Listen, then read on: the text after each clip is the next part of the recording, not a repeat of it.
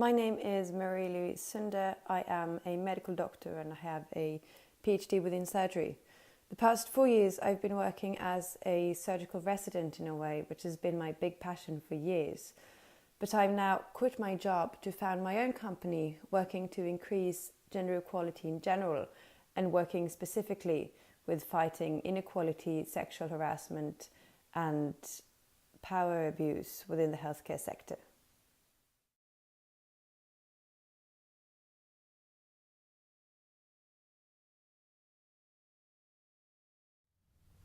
We live in Norway, one of the most gender equal countries in the world. We have paid parental leave, we have affordable kindergartens, we have almost equal participation in the workforce. We have more women than men finishing higher education. In medicine, women have been the majority for decades. We have a woman prime minister for the second time. The problem seems to be solved. How many of you will say that you are gender neutral or even gender blind? That you don't consider gender when you consider people, only their skills and experience? How many people? Well, we all seem to think we are. I work as a surgeon. In my work, I am consistently referred to as a nurse. Not too long ago, when I introduced myself as the surgeon in charge and was answered by a female patient in her 30s, "Do you not have any proper doctors around?" If I bring a male intern to see patients, they very often ask him all the questions, although he refers them back to me every time. If it comes to the patients needing surgery, they very often ask him, "Well, will you be performing the surgery?" And the intern again looks at me and say, "Well, no, the surgeon will actually be performing the surgery." And then often they look him in and they virtually beg him to join, although he might never have set his foot in an OR and it might be his first week as a surgical intern.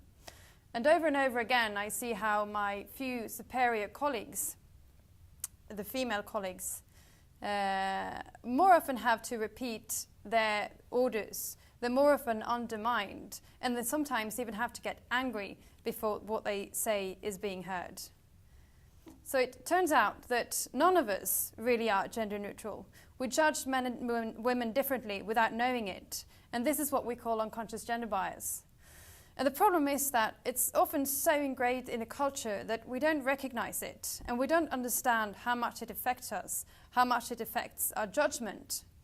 And each time is often not that important, it's often not that bad, it's not that detrimental or traumatizing, and it can even be funny, but accumulated and over time the effect is real. And for the average white, straight male, it's hard to understand the effect of it because it seems to be just simple episodes, and it usually is until you put them all together and see the systemic effect it has and how it does hinder women in their career. Michael Kimmel famously said a few years ago that privilege is invisible for those who have it. So, back to Norway, the most gender equal country in the world. Well, it depends what part of society you look at. In the workplace, we are lagging behind. When it comes to women in leadership, we are doing worse than countries like Rwanda, Nicaragua, and Colombia. Among the 200 largest countries in Norway, less than 10% of the CEOs are female. We are, however, doing slightly better than the States, where there are more CEOs among the 1,500 largest companies than there are named John and David than there are women. And before you think, well, this is the States, obviously we're doing better in Norway, which is so gender equal. Well, I have to disappoint you. In Norway, we have more men named Arne than we have women among the 100 best paid CEOs in Norway. In surgery, this goes as well. There are less than 16% women in surgery, despite that women have been the majority in med school by 70–80% for the past few decades.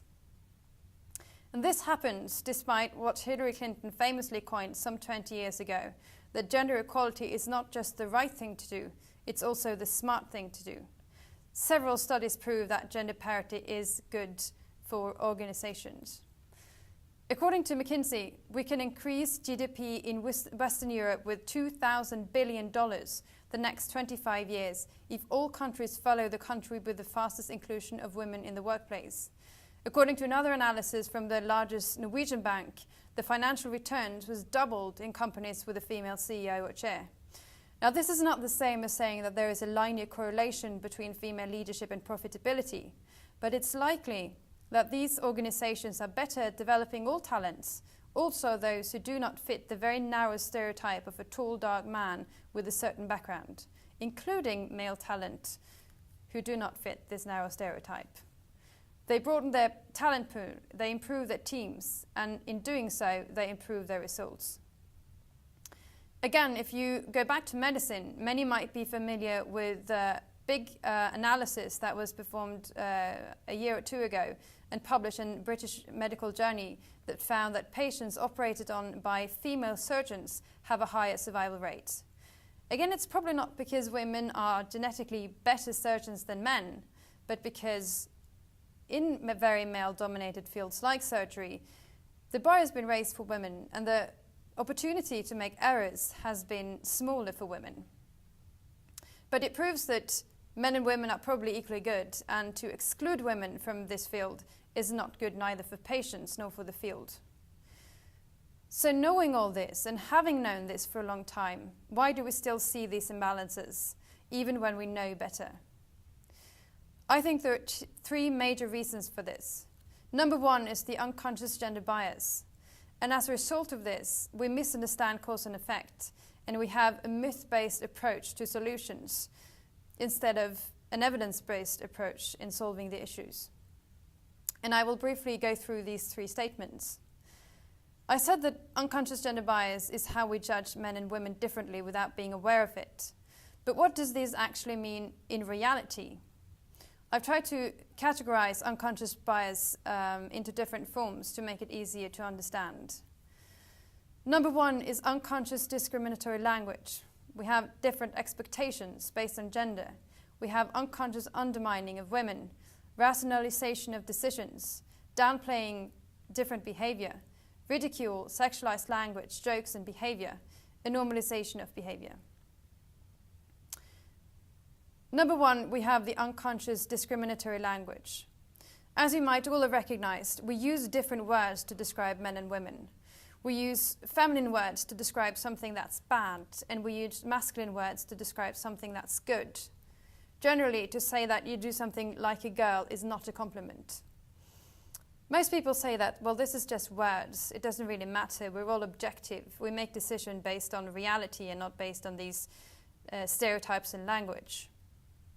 In Sweden, they conducted a study a couple of years ago where they looked at how government venture capitalists decided to give out funding to entrepreneurs.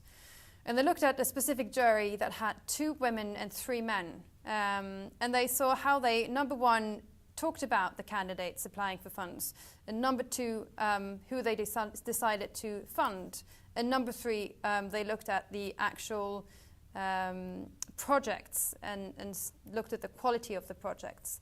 And the researchers found that the jury, when they described the candidates and described the female candidates, they used words that are stereotypical for traits that you don't want in an entrepreneur. They said the women were good looking but not so good with money, that they were insecure, that they were inexperienced. Whereas when they describe the men, they emphasize characteristics that you want in an entrepreneur. That they were talented, that they were bold, that they know what they were doing, that they had a good sense of economics. They also found that the men were funded twice as often as the women. And when they were funded, they were given twice as much money. And later, when they looked at the different projects, they found that there was no difference in quality between the 2 groups. So it turns out that the words we use, they're not just random. They do affect how we see each other, and they do affect the opportunities that we have.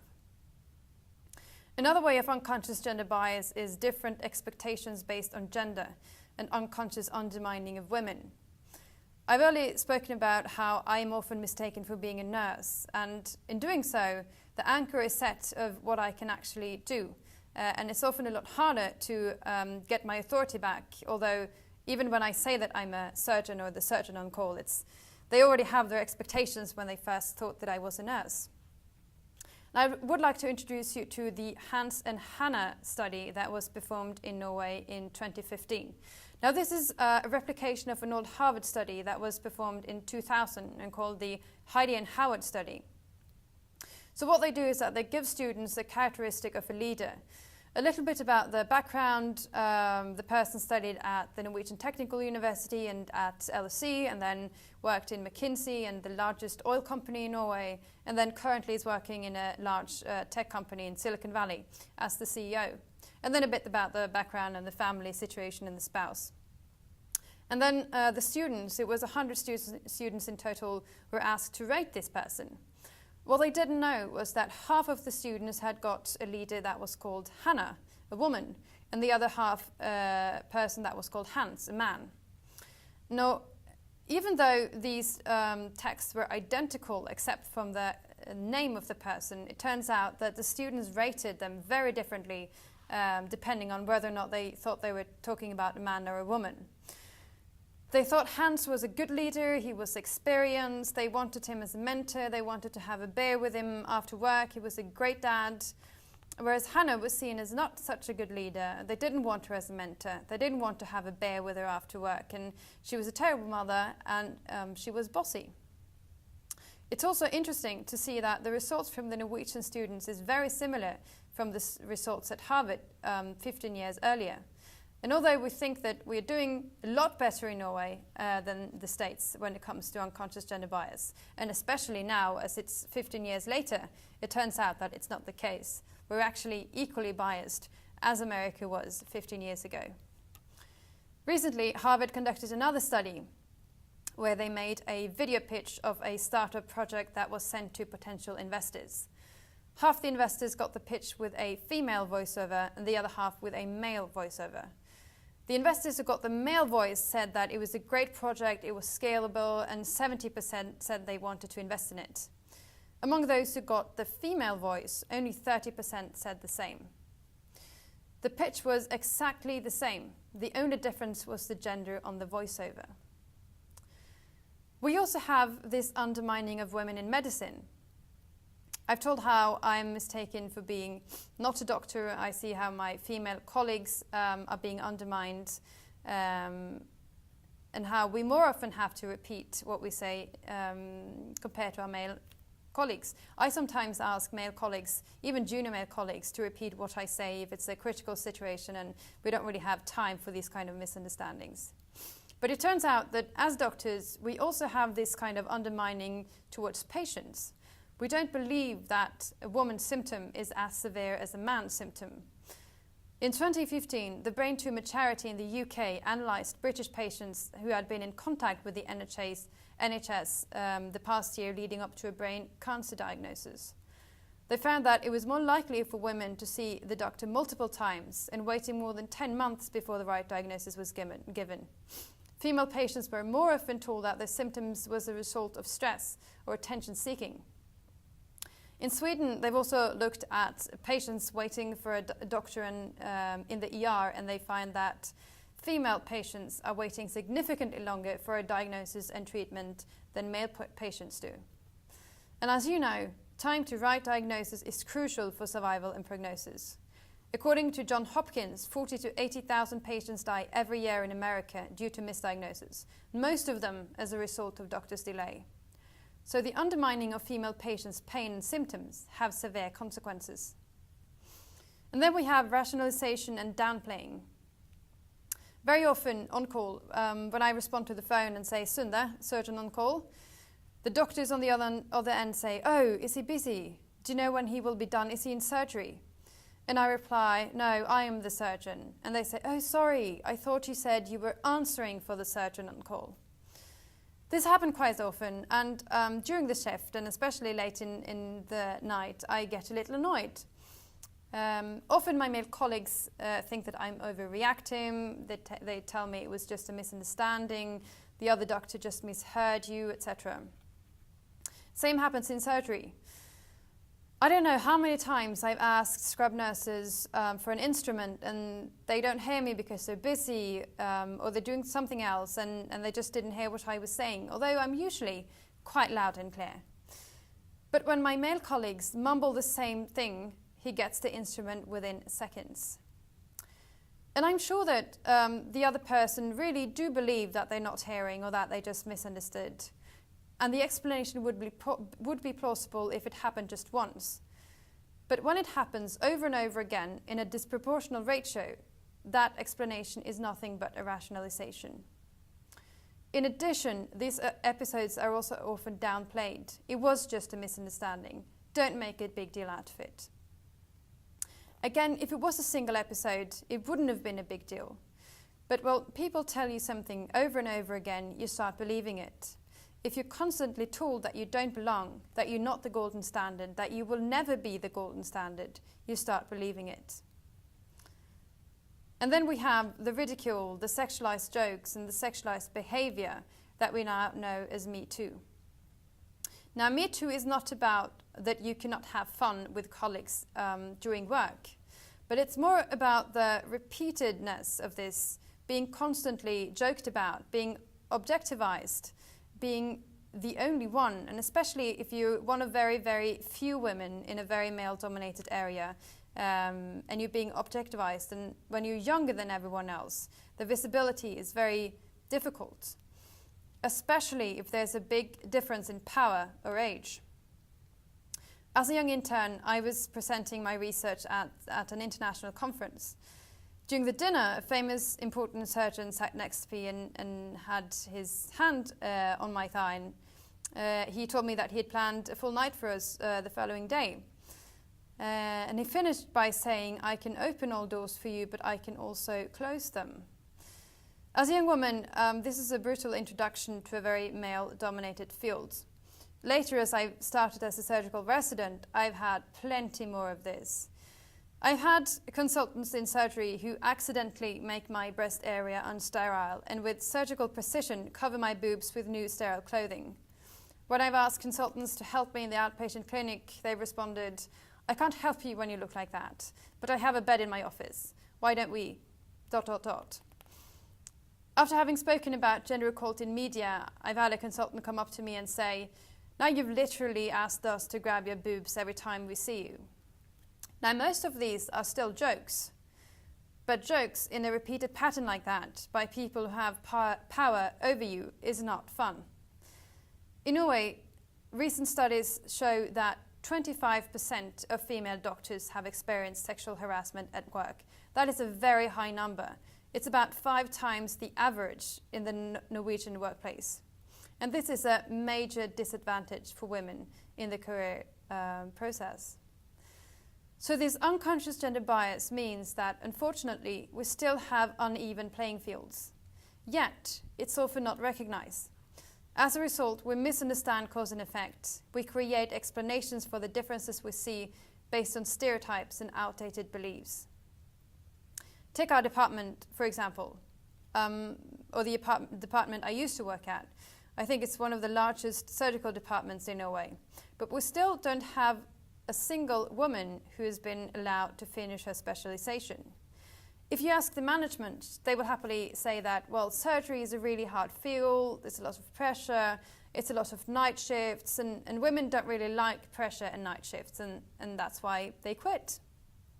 Which is odd, because there are several other fields and other departments with an equal amount of pressure and equal amount of night shifts where they have plenty of women. I have a different explanation for why we don't have women in our department. The first time when I was a med student and scrubbed in on a surgery, I was very excited. I had already decided I wanted to be a surgeon, and this was maybe my second year in med school. It was 2 consultants operating, and they were doing a small bowel obstruction, and the surgery lasted for about 4 hours. And during those 4 hours, the topic between the 2 surgeons was how it's a problem that we have started recruiting women to surgery. It's not that they didn't like women, they loved women, but women just weren't fit to do surgery. When I started working as a surgical intern, I was told by one of the consultants that, well, this will be interesting. We don't really hire women because it usually doesn't work. We'll see how you do. So for me, it's pretty obvious that it's not the pressure or the night shifts, it's the culture. We know that there is a leaking pipeline of women from junior to senior level. We know that this leakage has stayed constant for decades, but we have very little research to tell us why, and we don't know how to stop it. Still, a lot of people have opinions on why this is the case, and I think this is where we are at the core of the unconscious discrimination and gender stereotypes. It's an unclear relationship between cause and effect, a relationship that at best can be called myths, at worst prejudice, but by many people are seen as objective truths. And I will go through 3 of those myths that I meet mostly. The first myth is that we think we are gender blind. I've already given multiple examples on how we unconsciously judge men and women differently. So the first myth that we need to debunk is that we consider men and women equally and only think about experience and skills. This is not the case. No person is gender blind, and women are not necessarily better than men. The second myth is that women just choose differently. Women are less ambitious. There's a recent PhD, I think it was in Sweden, where they looked at med students and how they chose field after med school. And they found that the med students early on, before they had been exposed to any clinic and any culture, the preferences of fields within medicine was very similar. There were no significant differences between the men and the women.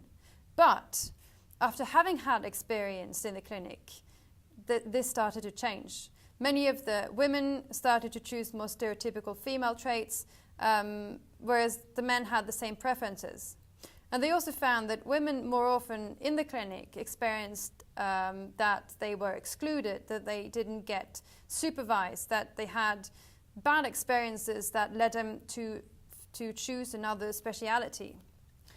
So the myth that women don't want or that women just choose differently is not right.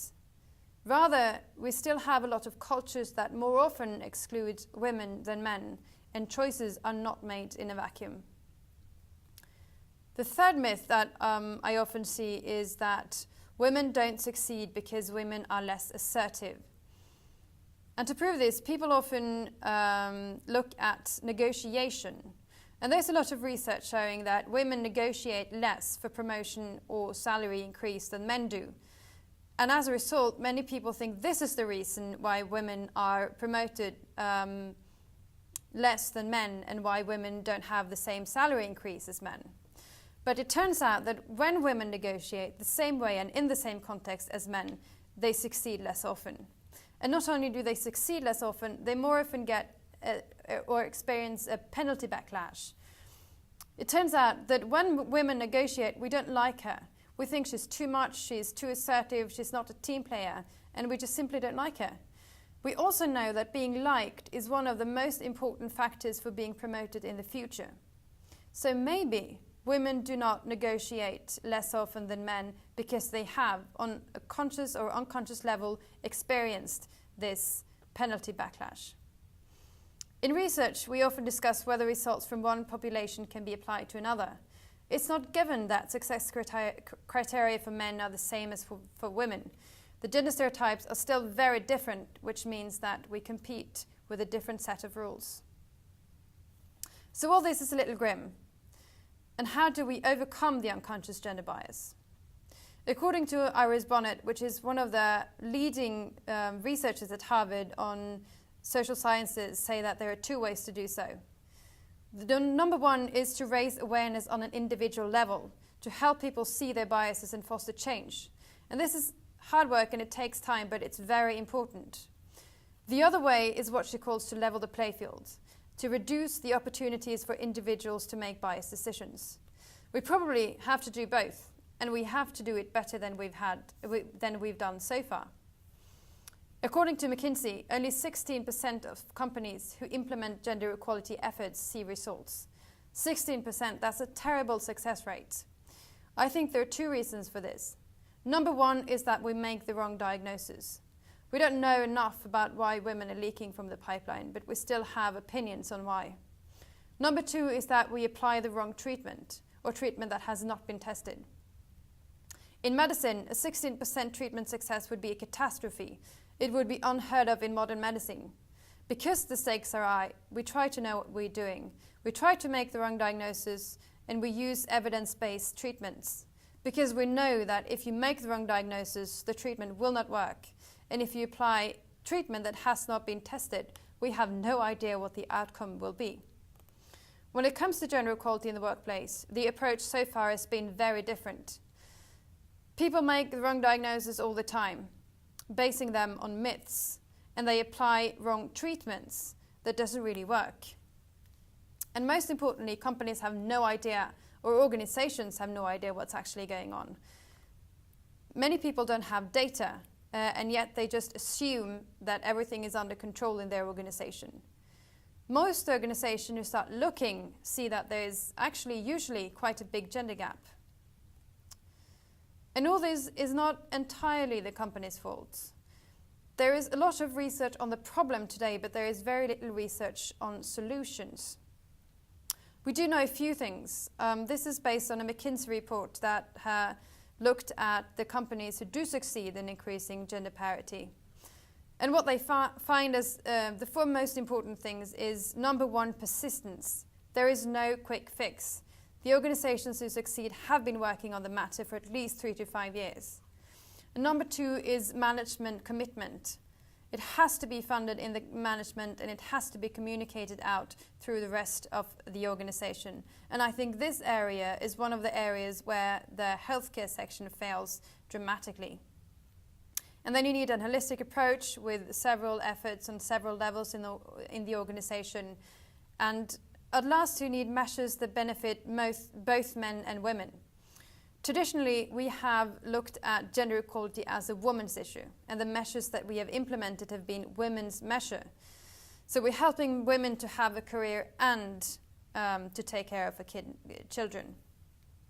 This is mostly done with good intention, but there are two problems with this approach.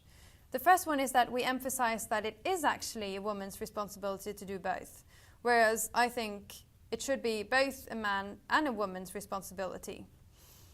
The other problem is that we give the impression that women are being favorized. According to McKinsey, 30% of men don't recognize that women are meeting obstacles in the workplace. And as a result, more than 50% say that they will not implement gender equality efforts as they see them as favoring women. Companies who implement measures that benefit both men and women have a greater success. And lastly, companies need data. Organizations have to know what's going on, and they need to monitor progress over time. As we know, if it isn't measured, it doesn't count. I've been working within the field of gender equality for a long time. And I was invited to the UN when they launched a great campaign in 2014, where Emma Watson gave a very famous speech that has later gone down in history as the beginning of the fourth feminist wave. And she said many important things. One of them that I remember mostly is her finishing line, "If not now, when? If not me, then who?" As a result, I came back to Norway. I was very inspired, and I funded a campaign or an organization called She's Got This. We started with awareness building campaigns through social media, addressing unconscious gender stereotypes and biases without pointing finger, including both men and women, and using a bit of humor. We've had 3 campaigns so far in Norway, reaching millions through social media. And as a result of this, I was invited to the White House for their United States of Women conference in 2016. And this was at a time where the administration in America still cared about basic human rights like women's rights.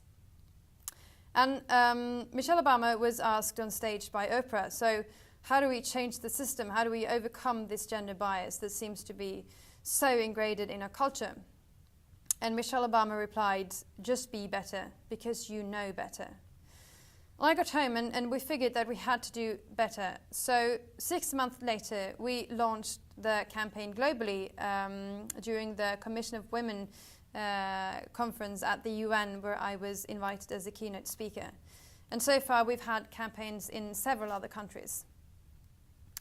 And the very positive surprise has been that through this work we see a genuine interest in the society to increase gender parity.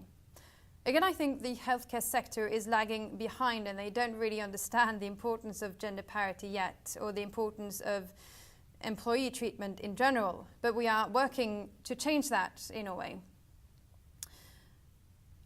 The problem for the money of the organization is that they want to change the system, but they don't know how to do it. And so that's why a year ago I founded, together with my co-founder Isabel, a company where we are trying to help the companies doing so.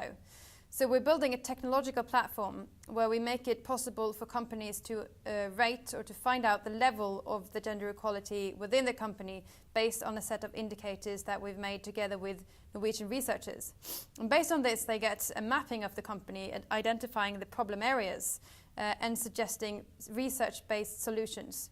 In addition, we are funding a big research program trying to validate the solutions and knowing more about the measures so that we can ensure that the solutions that we are suggesting actually has an effect, and trying to increase the success rate from 16% as McKinsey reported some years ago. I have at this point quit my job in the hospital in an effort to solve gender equality in general and inequality, power abuse and sexual harassment specifically within the healthcare sector. In surgery and probably in medicine in general, one of the two things you learn very early on is that you need to know what you're doing. Otherwise, patients will get hurt, and you need to have an evidence-based approach. You also learn that if you're not progressing in surgery, you have to change your approach. The progress of gender equality seemed to slow down for a while, and so we have therefore chosen a new approach, an evidence-based approach, including men and women, and using technology to level the playfield. We are very happy to see the genuine interest in solving the problem. Oprah Winfrey said a year ago that there is a new day on the horizon, and we are working to make sure that the new day dawns a little bit sooner. I hope that after this you will be a little more aware of the unconscious biases we all have, as awareness is the first step towards change. Thank you.